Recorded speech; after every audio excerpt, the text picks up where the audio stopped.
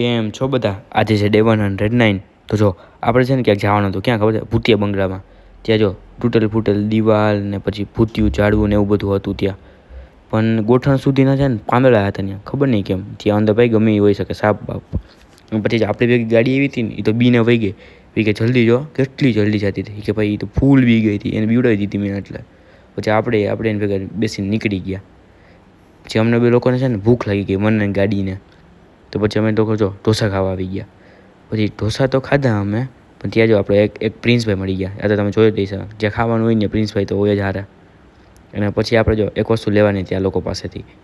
જો આ ને આ બે ભાઈ છે. એ ભાઈ તો ફોનમાં જોતા હતા, ખબર નહીં કેમ. શું લેવાનું હતું ખબર? આ ટ્રોલી બેગ. કેમ કે એ કીધું કે તમે લોકો બહાર વહી જાઓ, ભૂત તમારી પાછળ પડી જશે એટલે. પછી આપણે નક્કી કરી લીધું.